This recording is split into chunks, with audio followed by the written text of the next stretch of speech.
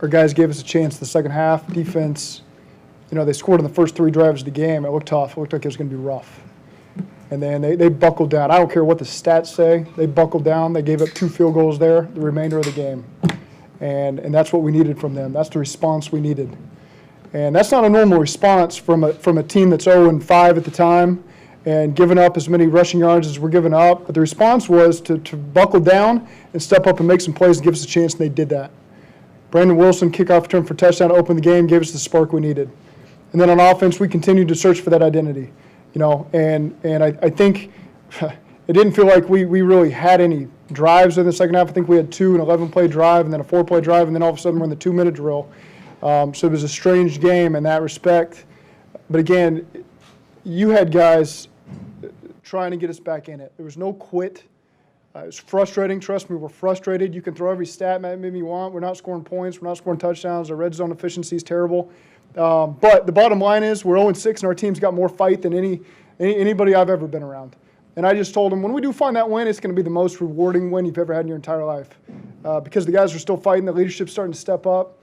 We got a group that it's tough. It's tough. These ones hurt. This one hurt probably the most, it feels like. But we gave ourselves a chance at the end when it looked really bleak. We fought back now 2 weeks in a row. Again, we don't put ourselves in position the first half to win the game. That's disappointing. But it's going to come. It's going to come. And it's going to be very rewarding when it does. And, again, it's a group that I'm very proud of. This team has given up over 500 yards rushing in the last 2 weeks. Why are you guys having so much? Yeah, I mean, there's a lot of things that are tough right now. And we'll have to watch and figure out what that reason was. This is a unique offense that we face. They present a lot of challenges. Again, it's a silly thing to say after the first 3 drives. They gave up some plays, but they buckled down and kept the points off the board. And that's what we needed from them. And we lost at one point 3 starters in the secondary. We had 3 D linemen inactive, and we had a bunch of guys out there fighting like crazy against an offense that's really well put together. And at the end of the day, they gave us a chance to win at the end. Lou was rotating a bunch of guys at different positions. Yeah. Was that fatigue, or was that him just? That's everything. Let's find the most energy we can find. Let's find the healthiest guys we can find. Let's just find a way to get a stop. And ultimately, like I said at the end there, they found ways to make some stops to give us a chance. Zach, it's the third straight game. Y'all haven't had a touchdown in the first 3 quarters offensively. Why has that been the case? I can point to everything. Our rushing efficiency has not been very good. We're still trying to find our identity there. That part's been frustrating. Again, our red zone efficiency, we had a turnover there at the first half. We started to have some momentum there at the end of the second quarter. I think that was the 4th possession we'd had in the game. It just feels like a weird, we felt like we were moving the ball, and the field position was starting to turn in our favor a little bit. We get some momentum there. Ball gets tipped, intercepted. Then again, we get down there at the 4. Tough call. We throw the ball to Erickson on the end line. That looked like a tough one. I felt like we should have had the ball on the 1 there. We didn't. So then we kicked that field goal. Come out the second drive, defense gets the stop, and again, offense, 11-play drive, no points. It's killing us. We got these drives that are starting to flip the field, but we need the points that come with that, And so, again, just frustrating, very frustrating loss. What were they doing to take away the ground game for y'all? They were just being physical up front, to be quite honest with you. That's what it was. I wouldn't say they were doing anything schematically. What's the challenge of facing Lamar when he starts using his legs? Very challenging. We've put a couple guys now that are like that, where you got to play cover. That's what's most frustrating thing for the defense. You got to play covered, and he just finds he's an elite athlete.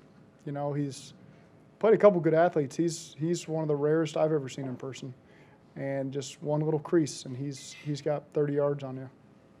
You had 3 guys hurt in the secondary. It was Dre and Sean. Will Jackson was out for a little bit and came back. So that was injury related? I couldn't tell, to be honest with you. I saw him coming off.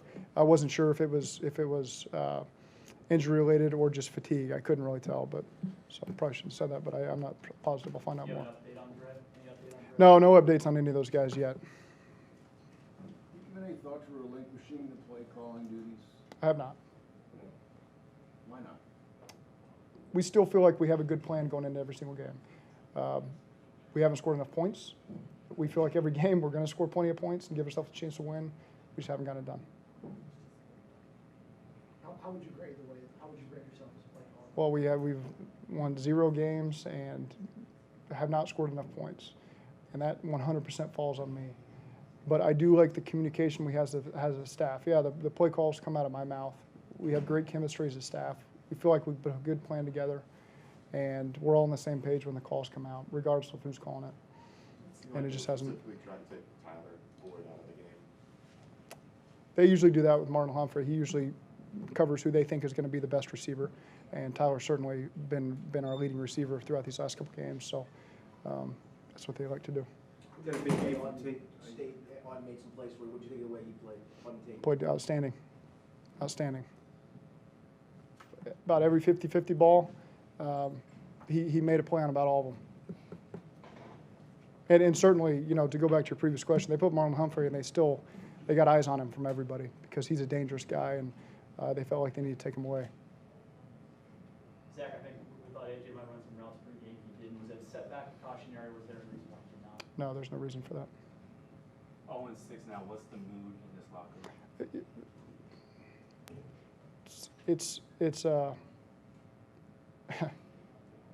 I told these guys, it's for an 0-6 team, you wouldn't know it. And you wouldn't know in the sense that guys are upbeat and positive. No one has quit. There's not one person in this locker room right here that's quit on us.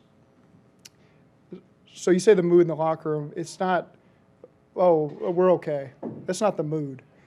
The mood is still pissed off that we haven't found a way to get the win, but everyone still believes. And I mean it when I told them, it's 2 weeks in a row now where most teams that haven't won a game would just shut it down and just go ahead and take your 25-point loss and move on and woe was me and point fingers. Haven't seen it. I haven't seen it from one guy. They've all responded the way you want them to respond, and it's going to be very rewarding when this thing clicks. And it just hasn't done it yet, but when it does, it's going to be very rewarding for the guys in that locker room. Were there any offensive concepts that you were excited about that you thought maybe would work today that didn't, and if they didn't, why? I mean, the whole plan we get excited about. We honestly, we go into a game thinking, all right, this is a plan that's going to give us a chance to win. Again, you know, when we got these 10-plus play drives, we have to score points. We can't just get down to the 40 and have to punt it, and that's really what has killed us. Again, the turnover, you know, you can say the guy made a great play from the backside, tipped the ball. That's a tough one to stomach. They made a play, we didn't. And those are just the times we get down there. We've had this conversation all year. It's the red zone. It's killed us. But how can you, the running game, they didn't get much movement in it. I mean, is that just We're trying every combination we can possibly imagine to try to get this run game off the ground, and it's frustrating. It's not, tried some different things with Geo? You used some different things with Geo today? Yep. Yeah, we're working on it. I mean, it's not something. It's hard when you're running for a yard or two a carry, and you do want to stick with it. You do, because you got to. But at the same time, we found some great matchups in the pass game that we really liked, and that were giving us 10-yard chunks. And so it's, that was the direction really headed in the second half. We certainly, I don't know what the final rush total was. It's not good. Probably not a lot of carries. But again, we found that the way, as this game went, if we were going to give ourselves a chance to win, it needed to be covering some ground in the air there. As a play caller, how tough is it for you when the opposing offenses are rushing for over 200 yards and you're constantly playing from behind? But it's not necessarily the defense. It's we're not scoring on offense, so forget about it. And we could have matched them score for score and been in it and been able to call our stuff. And I've said it many times sitting at this podium, but we got to be better in the first half. We got to put points on the board and take the pressure off the defense.